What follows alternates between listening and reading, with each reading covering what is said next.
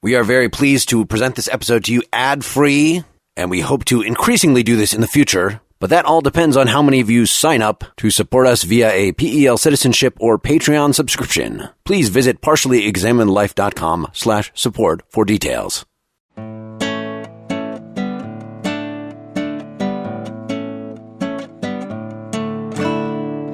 You're listening to The Partially Examined Life, a podcast by some guys who at one point set on doing philosophy for a living, but then thought better of it.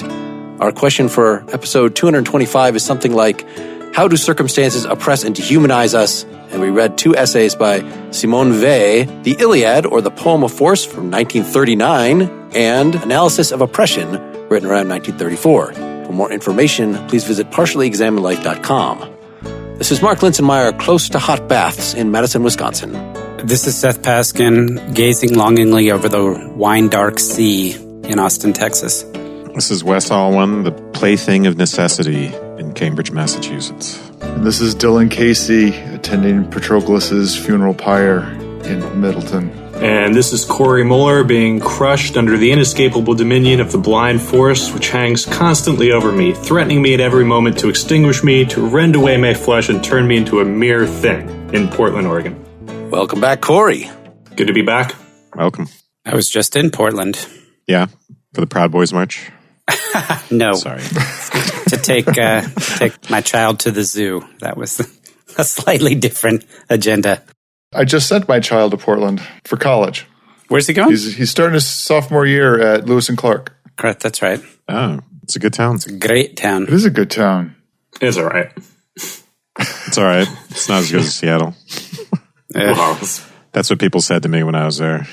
I'm like, this place is great. Like, you should see Seattle.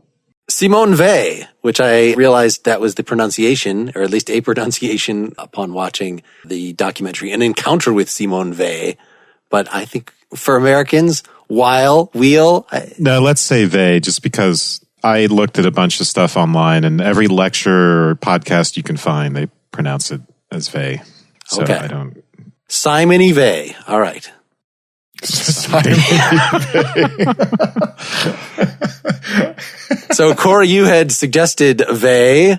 Do you want to give us your background on her or why you thought she was interesting? Well, she led a super interesting life. When she was about 5 years old, she refused to eat sugar out of solidarity with the soldiers in World War I because they weren't getting sugar on the front. So she was always kind of super morally committed person. Then she went to school with Simone de Beauvoir and Jean-Paul Sartre. That's sort of how I found out about her. After school, she became highly committed to politics. She went and worked in factories to find out about the lives of the workers. She joined the anarchists fighting in the Spanish Civil War, and tried to pick up a gun, even though she was sort of a sickly, clumsy person, couldn't really help much, but she tried to literally put her life on the line in this civil war, as a lot of intellectuals and writers and stuff did, and worked in the French resistance, led this super interesting life. So I sort of wanted to read more about her and find out about her ideas. Did I not suggest her a while back as well to you guys? Probably. This Iliad Poem of Force essay is one of my favorite things. So I didn't know much about her, and I thought, just seeing the title of this and looking a little about it, that, we haven't covered the Iliad yet or something, so does it make sense to cover this? But it's really not about the Iliad. On my second reading, I just skimmed really quickly over the quotes from the Iliad that take up so much of this essay, and you lose almost nothing. She uses it purely as illustration. I mean, it's an interesting comment on the Iliad, but it doesn't matter that we haven't covered that separately. And in fact, her take on it seems like it's so idiosyncratic that we should just see it as a way of her elaborating her political philosophy, which made sense then for us to add another political philosophy essay from earlier rather than reading more perspectives on the Iliad, say, for this episode. Yeah, I think we should do the Iliad. Reading her essay made me really excited to reread the Iliad, since I haven't read it since I was 17. It is a really beautiful, first of all, it's a beautifully written essay, and it is a commentary on the Iliad. And I mean, I think it's a really insightful commentary on the Iliad, but yeah, it is also a commentary on the very idea of power and force and war and things like that, and fits very well with the other reading we did on the analysis of oppression.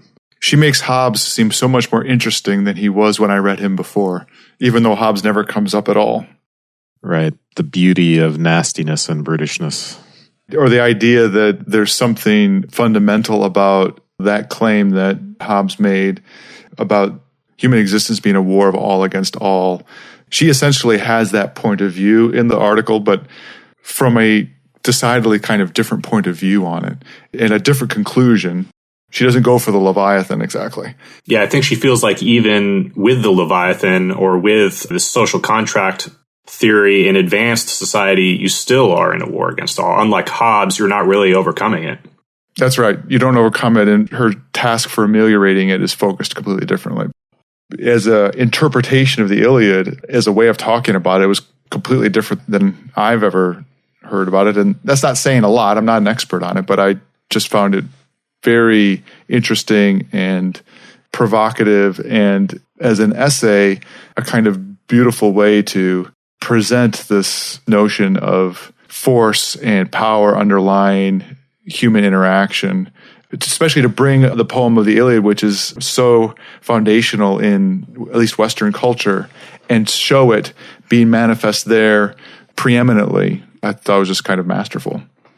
I noticed a connection with Hobbes, not just so much in talking about force and the nasty, brutish, and short character of existence, but just in talking about force, and then in the other essay about oppression as being the result of mechanical forces acting in society, acting basically from nature through human interactions. It's a little ambiguous, and this is kind of leaves just something I wanted to explore today, of whether, I'm thinking of this in terms of like when we did our suicide episode and we read Durkheim, and Durkheim was asserting that the sociological was its own kind of analysis, that you didn't have to talk about human psychology, you didn't have to talk about moral psychology in particular, you could talk about the dynamics of human relationships on sort of a higher level when you're talking about masses of people. So I see some of that here when she's talking about the concept of force as being something brute that makes us into objects sort of being pushed around.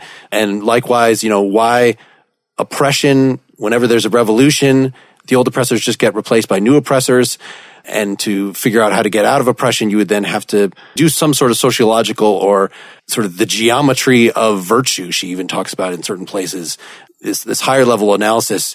There's something that's beyond the vision of us as individuals, just looking at our own motivations, in unknotting the problems of force in war and the problem of oppression in society going forward. And that's why these things are so difficult. Right. And I think with the essay on the Iliad in particular, one thing that you have to keep in mind is that she was writing this in 1942, right when the Germans had occupied France. So a lot of the background where she's talking about force totally washing over society, destroying the intellectual output, destroying the artistic creativity, and all of that being powerless in the face of force, is that this was literally happening right now. The Germans had come in and destroyed everything, and this was before the war had even ended. So she literally didn't know whether or not Hitler was going to win. So it was a very bleak time in history and sort of a hopeless time. And I think a lot of the themes in the book reflect the realities of what she was experiencing during this period. One thing I like about noting that is she articulates that through any kind of interaction socially, whether it be sort of the relationship in capitalism between bosses and workers, in the case with the Iliad between the two sides in that great conflict. It imbues our living and the role that society has with us. She articulates how this is sort of a characteristic of society, so that you don't have to say, well, your only access to it isn't, I have to have been through some great conflagration like World War II. You can see it in all sorts of other interactions. It's structural. She tries to make the connection, or she at least argues for the connection between force and the development of economic interaction between individuals.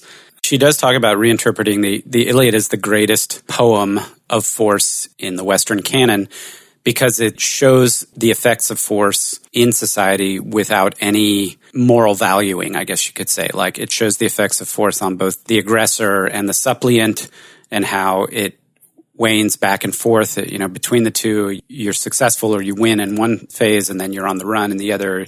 And she thinks that it doesn't introduce a notion of hierarchical value between the oppressor and the oppressed, that it's just baldly shows that force is a abstract force that works on everybody. So even if you think you're a controlling force as an oppressor, you're in effect being oppressed by force as well. Right. And to relate it to the Iliad, one thing that she points out is that in the Iliad, about pretty much every character has about 10 minutes where they sort of think they're the master of the universe and they think they're governing and directing force to their will. But you read about another 5 pages and everything flips around and suddenly they're the ones suffering the anguish that force causes. And the reality is sort of everyone thinks they're in control of force, but nobody is. Force is controlling everyone and they're all destroyed by it. And one of the things I liked is that she pointed out that whenever something totally inexplicable happens, like the decision making is just totally confused, she says the gods interfered at those moments. And the reason that Homer has to write that in is because the decision making is so bizarre and irrational. Like you think, why don't they just leave? Why doesn't Agamemnon just go home? Wouldn't they all be happier and more rational and satisfied if they just left? But they never do. And to sort of introduce any kind of agency, the gods have to be used as an explanatory device. But in reality, the gods aren't in charge. Nobody's in charge. Blind force is in charge. And everyone's just caught up in the sort of the machinery of war itself. Well, blind force does actually then act through human psychology. And so toward the end of the essay, she gets more overtly psychological and says stuff like just that once you've committed yourself to this action and horrible things start happening, then to be reasonable and cut your losses would amount to admitting the horror that is gripping you. And so we can't do that. And so we are essentially just made into creatures of this blind force that just pursue. War has become this means that's supposed to be, to accomplish some action, has become an end, has become something that is autonomous. I think the idea is that war is so terrible. To tolerate it, you have to inoculate yourself. You have to intoxicate yourself with force. So the idea of giving up and the idea of a reasonable peace at some point, of coming up with a treaty or something like that, it's not tolerable because it's already cost you too much, which is the soul itself. You've essentially destroyed yourself. There's no reasonable peace that can compensate after that. The only thing that is going to compensate is the complete destruction. That's only an apparent compensation, right? Because the way force is working is that both sides are being transformed into things in her analysis. And the activity of force is, I want to say dehumanizing, but removing the human individual element from the social interaction. War is one example of that. But both sides, the winner and the loser in a particular battle or even a particular war, are still rendered as significantly less than human beings in both cases. Right. And I talked a little bit about how this was being written under the German occupation and sort of the backdrop of World War II. But I actually think that World War I is a far better example of this. And she had been alive during World War I too, of course. The war itself sort of kind of took control of everyone. And halfway through the war, you're like, why are we even doing this? Why are millions of people dying? There would be battles where like 500,000 people would die to what? Gain a few yards? It was like totally pointless. Like you said, what's the point of sacrificing all these people? Victory is not even worth the sacrifice. What you're going to get when you win isn't worth the sacrifice. So why are you doing it? But in order to kind of make meaning of it, you have to carry on. You have to have victory because victory is the only way to embed the sacrifice with meaning. So at that point, it's obvious that sort of the act of war itself is taking over everyone's decision making. And even the people who think they're making decisions really are just as powerless as the soldiers. But like you said, you just can't stop. You have to carry on through to the end. Otherwise, it sort of just makes the sacrifices pointless, even though in a way they're pointless anyway. Yeah, she gives a few different aspects of the intoxicating, self-perpetuating quality of force. And one of them, as we've mentioned, there's no way to, given the amount of destruction, there's no way to cut your losses. But there's also the sense of feeling indestructible, war being initially a game, this fantasy when you're embarking on your ships with all of your arms and the opponent is very far away, you can have this idea of yourself as sort of invincible, and the thing that's opposing force is almost being non-existent. And so there's this tendency to overextend with force. The way she puts it is exceeding the measure at one's disposal. That leads to doing things which inevitably, the chickens come home to roost. So you're sort of mad with power, you do merciless things, and then the goddess Nemesis comes back at you. So in 195, she says, this retribution, which has a geometrical rigor, which operates automatically to penalize the abuse of force, was the main subject of Greek thought. It is the soul of the epic. So she gives all these great examples in the Iliad where the Greeks are ready to flee, for instance, and Hector prevents them from doing that. Points where people could just have said, okay, it's over, someone has won, but instead the battle is prolonged. Yeah, I think it's really ultimately nihilism that she's afraid of the same thing, that when your fallen comrades, when your friends die, then you want to join them. You become competitors with them. Rivalry in death, yeah. Rivalry in death. And there's something very sensible about it, especially to Mark's point about avoiding nihilism, right? You're imbuing the world with value, and you're giving value in that act. The idea is you're giving value to their lives, and you would rather mark value of your own life by laying it along theirs, rather than having there be no value at all.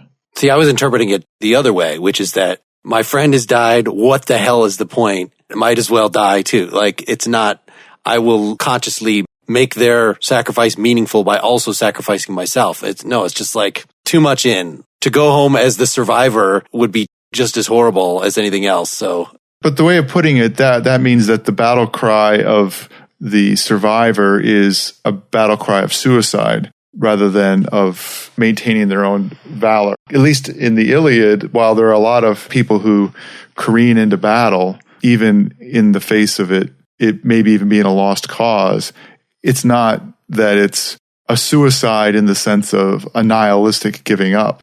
Right, but carrying on with the theme of force turning people into things, it's not so much that they're turned into nihilists, but the common soldiers and even the people in charge are sort of turned into instruments of battle and instruments of force. Their conscious directiveness is sort of stripped away from them, and they become just small things in this great tide of battle, and they have kind of no choice but to charge into battle and to kill and to die, because you're in a battle and there's nothing else that you can really do in that moment.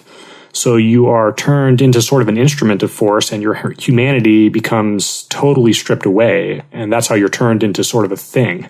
Just to connect this to Dylan's point, because Dylan, I think you're pointing to the sense in which there's a thematic element, to call back to our episode and to Plato. There's an element of prestige and power, and this is something she'll concentrate on more in the other essay, that drives all of this, that the psychology of power is running all of this. So she talks about, for instance, the one example she gives in this essay is of Hector standing before the gates, ready to stand his ground, and driven essentially by the idea of prestige. If he goes, he could slip back into Troy, but then the women would laugh at him and it would be only shame. That keeps him going for a little while, but in the end, even that's not enough, because he runs away from Achilles and then he begs Achilles for his life. And so in the end, he is reduced to a suppliant. Yeah, the calculus of the way this works is that force initially exerts itself as, let's call it, quote, man, unquote, or humankind or human beings or something, against nature. So she characterizes nature as inanimate. It uses the trope of a stone.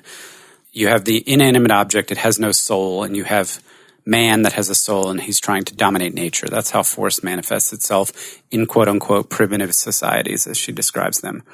And then what happens is, at a certain point, when you move beyond subsistence, where you're just trying your best to claw existence and survival out of nature, and then you start doing things like storing up more than you can immediately consume, and you get into a situation where you have a surplus. She's pulling out a Marxist analysis here. Then you start having interactions between human beings, or between man and man. And in fact, man takes the place of nature. As soon as we essentially get to the point where we can overcome nature by virtue of surplus, then we start interacting with other human beings, and then other human beings become the thing that force compels us to try to dominate or be dominated by. And this is the analysis she's trying to bring to light, because she's asking whether it's possible to conceive of a society of interactions between human beings where force does not manifest oppression or being oppressed.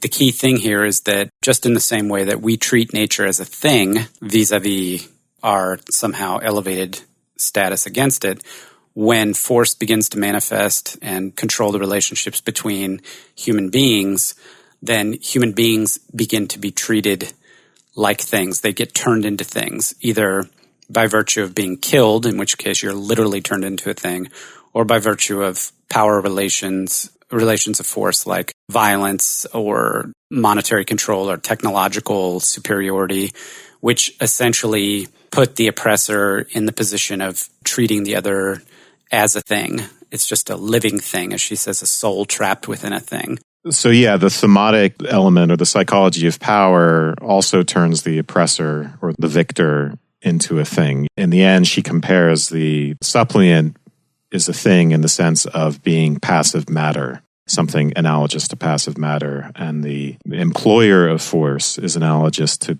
pure momentum. And so it's just as thing-like in that sense. And I think the connection here is that once you get into the psychology of that, the will to power, let's put it that way, has a thing-making quality to it. I think in part because it completely obscures action based on pleasure or a conception of our own good or any of the things that we would normally think of as proper motivations for action. Power, in a way, seems to stand outside of that to the extent that it somehow inhabits us as opposed to being properly part of us or issuing from us. Right. And she talks about how sort of the institutions of power have rules that are based often in just around the structures of the institutions themselves. Like she says, we overcame nature by creating a surplus, and all a surplus really means here is farmers can grow more food than they need themselves.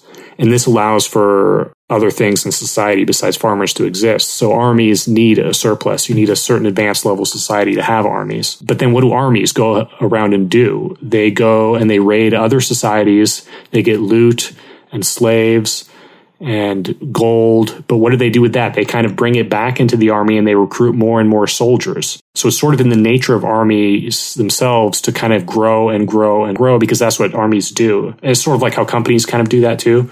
Like a capitalist company, what they do with the profits often is reinvested in the company. So highly profitable companies will become bigger and bigger and bigger, even though, is that really the right thing to do?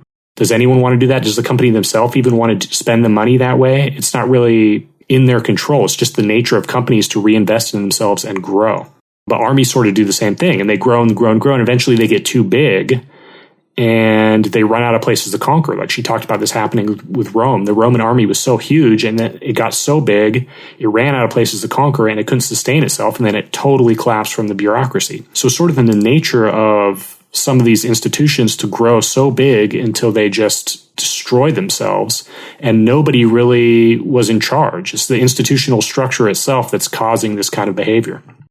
I'm not sure that the way she characterizes it's not a will of its own in the sense of an organism, but a dynamic that has a direction of constant expansion, like you're saying, Corey, that in the end becomes naturally self-limiting because it consumes all of its resources or whatever. So it follows this natural analogy of evolution or of organisms taking over all the resources.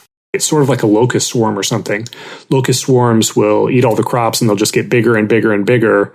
And then guess what? All of a sudden there's no more crops left to eat and all the locusts just suddenly die at once.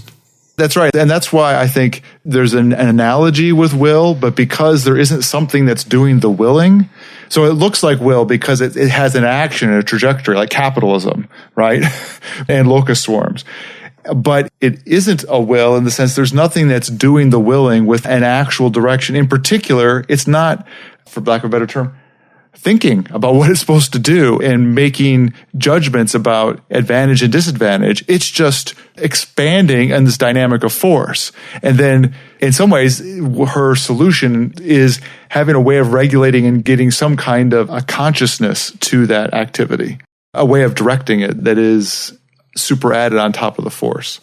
It's pretty clear that she wants to talk about individual psychology and the way that drives this. So it is an individual psychology of power. What happens once you're in society, if people weren't seeking power or to maintain power, I think these problems would be either maybe non-existent or ameliorated. That becomes the new obstacle. Yeah, and I think that works exactly right, because it's just like the swarm of locusts. It's a swarm of individuals that are oriented towards power, but it turns into a kind of environment that doesn't have its own will, but it exerts its own force. I mean, that's what's interesting about the way of talking about it, is it folds back on itself. So the individuals are motivated by a psychology of power, but then the very interactions that are created by those individuals amongst one another has its own activity back upon them. So the way she puts this on 157 at the bottom of this first full paragraph is,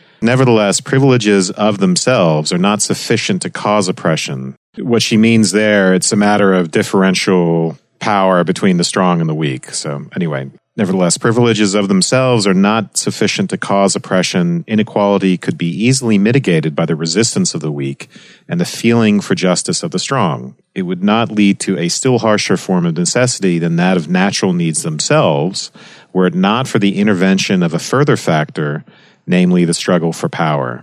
It's not just enough that one class in society is more powerful than another. She seems to think compassion on the one hand and the resistance of the less powerful on the other would do away with that. There has to be a further dynamic, which is what she calls here the struggle for power. And tying this in, she does a lot of Marxist analysis into capitalism, or maybe more broadly, just anything that's competitive. So capitalism, in her opinion, can't become non-oppressive in and of itself or by itself, because capitalist firms compete with each other for dominance of the market. So you can't really have this compassionate master dynamic. It just can't end up existing. So if you think like of a typical capitalist company, like a car manufacturer, and you have one company where the CEOs have these feelings of benevolence and they want to give freedom to their workers. They want to pay their workers as much as possible. They let the workers decide what kind of cars to build. They let the workers decide how they want to organize their work, and they pay them very highly to keep them happy. And then you have another car company where the CEO is sort of like a brutal dictator. He drives his employees as hard as possible. He pays them as little as possible. And he's always threatening to fire them, to make them work weekends, longer hours. Well, at the end of the day, those cars are going to be cheaper and he can produce more of them and he will win in the marketplace. This is why sort of the structure of the marketplace itself ends up dictating the brutality, not the choices of individuals. Marx, when he talked about capitalism, he didn't think the problem with capitalism is that the capitalists are sort of evil guys. He wasn't a moralizer. It's the structure of capitalism itself that oppresses the workers, not the individual CEOs or bourgeoisie or whatever. At the end of the day, the marketplace sort of dictates these behaviors. The peaceful, loving, compassionate company will go out of existence. The brutal company will survive. And if someone wants to come up and challenge that company now, they almost have to be more brutal than they were and pay their workers even less. It's not that brutality is incentivized, but that the crass thing is you need to make more people money and you need to do that with less stuff. So the source is you have to keep growing. There's no such thing as having enough. You have to constantly keep growing. That leads to choices that you have this brutality. And the idea is that growth is required in order to preserve power. 158 is where she starts getting into all this. On the one hand, you have to defend your power against rivals, and on the other, against inferiors. Once you have power, the necessity to preserve it takes over, and that leads to the necessity to expand it outward against rivals, and then to make sure that those who don't possess it don't take it away from you. Yeah, that's not an incentive, and that's structural. When you try to wield force, you wield it within a specific domain, and force itself compels you to try to maximize the extent of your control over that domain, because if you don't, somebody else is going to exert it for you. And if you manage to get to the point where you have complete control over the domain that's circumscribed for you, you have to expand beyond that. And there's an interesting component to this where she hints at it. Essentially, the idea is that within the sphere of control, within the sphere of the things that you understand, if you're in control of technology or the church or politics or violence, whatever, epistemically, you understand exactly what's there. And it's just a logical progression for you to try to maximize your control over that sphere. But when you then hit the limits of that and you expand out, you're less certain. You make an educated guess, but this is where plans go awry and the seeds essentially of kind of like a self-destruction appear, that you're compelled to go beyond the borders of what you understand and control. And so you take actions that ultimately can result in your demise. You see this when you're talking about either geographical borders and conquest in terms of politics and nations, but you also see it in terms of businesses. When a business maximizes the market that they can capture, they have to either create new markets or they have to go into existing markets, right? And that's when you start seeing acquisitions and giant conglomerates being formed, and they're trying to aggregate all of this power. It's the natural motion of force in the economic system that we live in. Although I think this analysis is meant to be very fundamental. She's trying to think about any society where there are systems of production that have gone beyond hunter-gatherer. In other words, that sort of production requires a concentration of power, as she'll say. Coordination requires that there be certain people in power and certain people not, certain people directing things and certain people directed. This is a more fundamental power dynamic that you'll see across different sorts of systems. And then the question is, what way is there beyond this? It's partly a critique of Marx. I mean, in the end, it seems to be very despairing about what can we do about this.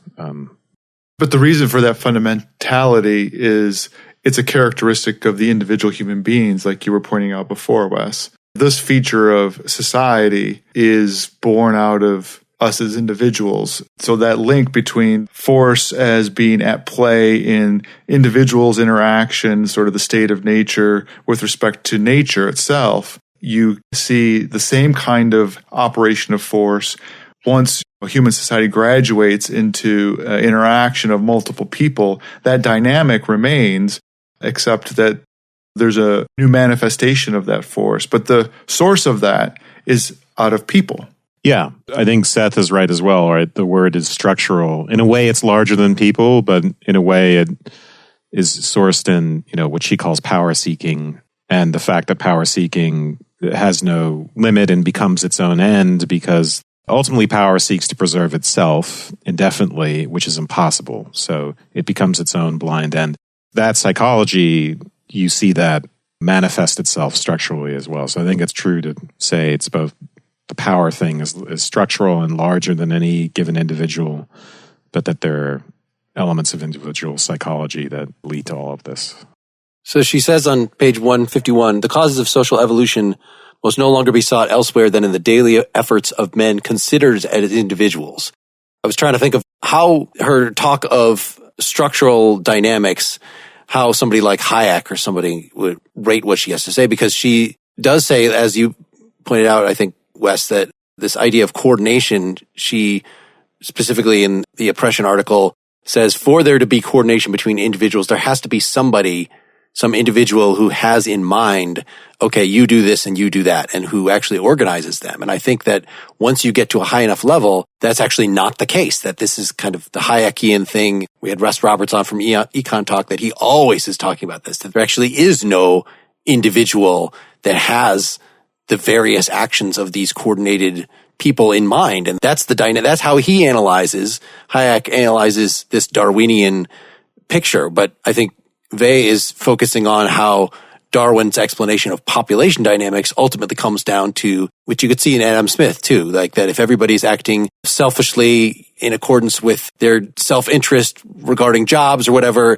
Weil has a much more negative picture of human nature than Smith does, such that I think this analysis of us as driven by power, as opposed to, like she says, it would be great if people actually were driven by self-interest in this sort of conscious way, because as Smith outlined, that doesn't lead to just unlimited rapaciousness. That's not the Smithian model. So I buy Wes's analysis here that, she is talking about the macro, but she thinks the macro comes sort of directly out of the micro. And if you want to say, what's the solution based on that? This is not in the reading, but this is from what I understand of her overall thought. It would have to be something like retreat into private reflection.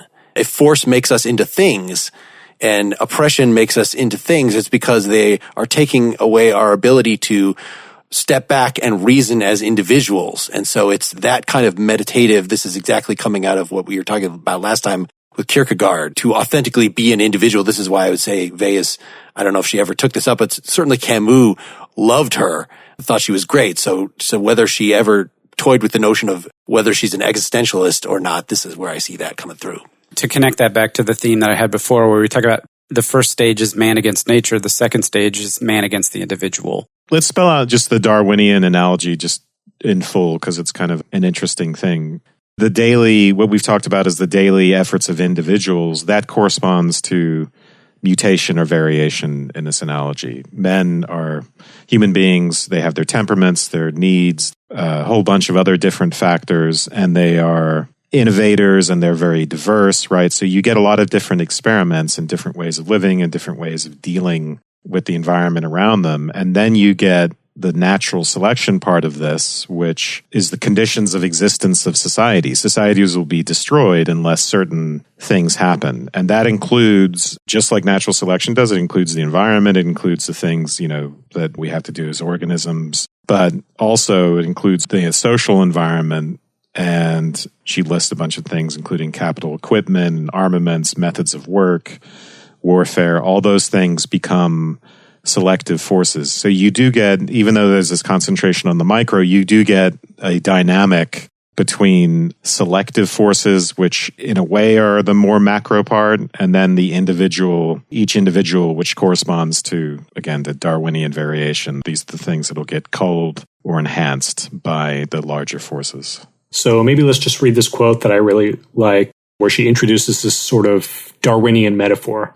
She says, Lamarck's famous principle, and Lamarck is just sort of a pre-Darwinian evolutionary theorist for the people who don't know him. Lamarck's famous principle, as unintelligible as it is convenient, the function creates the organ. Biology only started to be a science on the day when Darwin replaced this principle by the notion of the conditions of existence. So Lamarck thought, for example, that like human beings have sort of a need for, say, blood to be circulated throughout their body. And that need itself, through evolutionary processes, creates a heart. A great example is the reason that the giraffe's neck is long is because it needs to eat leaves of trees that are very high. Right. So the functional need for eating leaves created the long neck, not the other way around. And this is how people even sort of talk about evolution today. They say like giraffes evolved in order to eat tall leaves. But Darwin banished all of this kind of thing. He banished any kind of teleology from evolution, and he said only the brute facts of existence and survival kind of drives it. So evolution isn't headed towards anything, not even tall necks, much less any kind of grander vision like the improvement of a species towards some kind of greater species. And society sort of works the same way. It doesn't go anywhere towards anything. Institutions that exist, they only exist because they survived. That's the only reason for their existence in a sort of an evolutionary sense. They're not designed. They're not moving towards anything. So in this sense, she's sort of against like Hegel and Marx. She thinks society doesn't necessarily move towards anything. What survives is simply what survives. And I think you could sort of take this example of religion that maybe people sort of know arguments like this, where you take a Darwinian metaphor for two competing religions.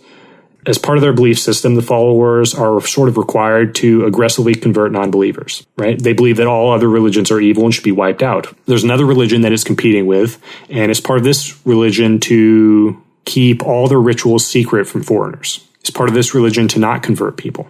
They don't want other people worshiping their gods, and they don't believe that when you die, anything special happens, whether you believe or don't believe. If these two religions exist in the same area, and you take over a long period of time, like 500-600 years, you already sort of know which one's going to win based on the structure and the beliefs of the religion. Truth itself isn't the causal mechanism that causes the belief to spread. So Corey is summarizing Dan Dennett's Breaking the Spell, so folks can look at our episode on New Atheism if you want more information on that. But you were giving that as an example of Darwinian thinking, so... Right, as an example. And I'm not giving this example to make fun of religion. Far from it. Simone Weil was very religious herself. But her point is that literally everything works like that. Using the same metaphor, think about two societies.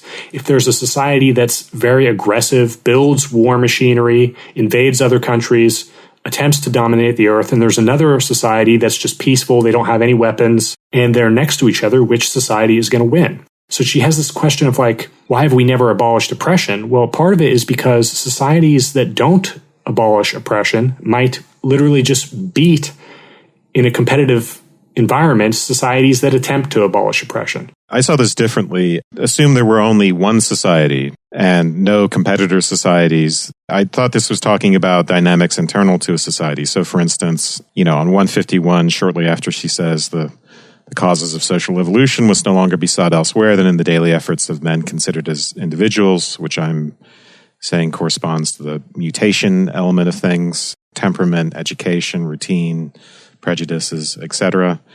Then the natural selection of part of this, it's not a matter of competition between this society and other societies. The way she puts it, this warp and woof of incoherent efforts, the mutations, anything whatever wouldn't produce anything in the way of social organization were it not that chance found itself restricted in this field by the conditions of existence to which every society has to conform on pain of being either subdued or destroyed. And the reason why that's important is she's critiquing Marx and the idea that oppression is a function of, first of all, it's an extension of the struggle against nature, and it's a matter of larger class dynamics, which, let's say, have their origins in the relations of production and ultimately in these material conditions, and there's a historical directedness to all of that. The countervailing picture that she's painting here is that oppression is woven in at a much deeper level into the fabric of any society, and it all starts with the ways in which individual efforts get curtailed by the necessities of a society even continuing to persist. Yeah, the conditions for existence. So I agree with you completely, Wes. And I think that the examples, Corey, are good, but I think that those examples are operating sort of at the animal level in the Darwinian example, not at the natural selection level.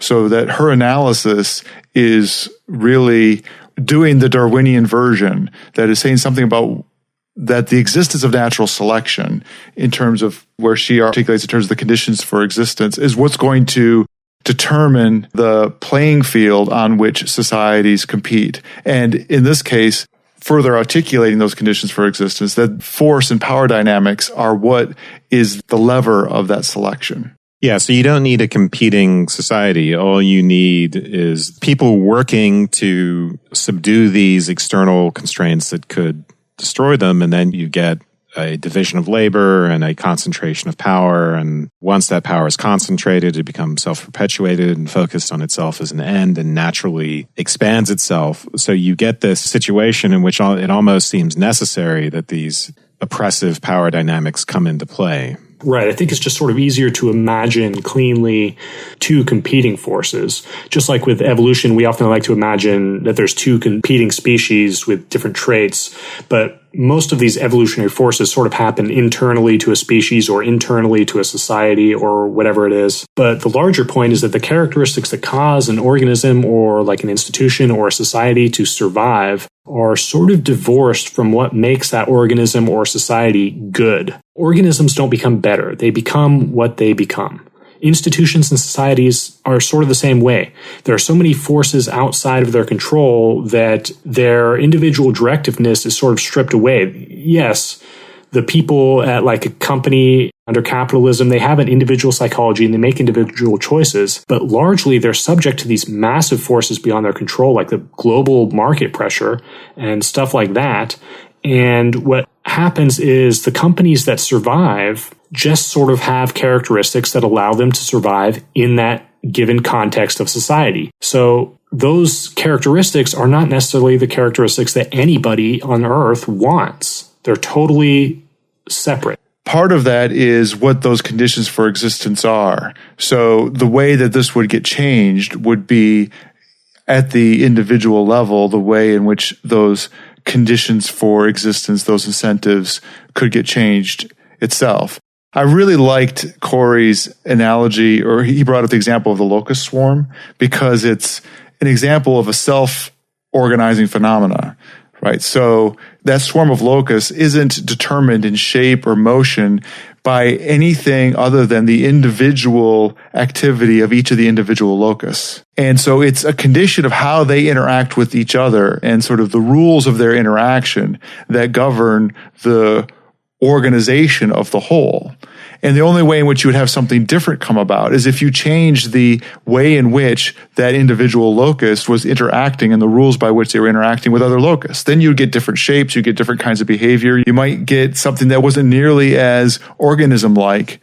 You might. And the same kind of thing is happening in the self-organizing aspect of society between individual human beings, that interaction is being governed, I see in her analysis, as being the kinds of human beings, the kinds of people we are governing that social interaction. And it has this feedback mechanism back on us. But that the only way that would change is if the way in which individuals interact with each other were to change.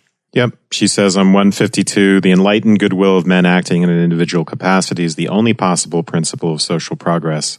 Basically, she's saying in this whole paragraph, look, if it's all historical necessity, if it's all just, a matter of these larger forces that we can't control, then we might as well just sit back and watch, and that's the Marxist picture. And that's always been a tension in Marx. If this is all just a necessary development from the feudal to the capitalist to the communist, then why write a manifesto and why try to exert control over that process? It just happens inevitably.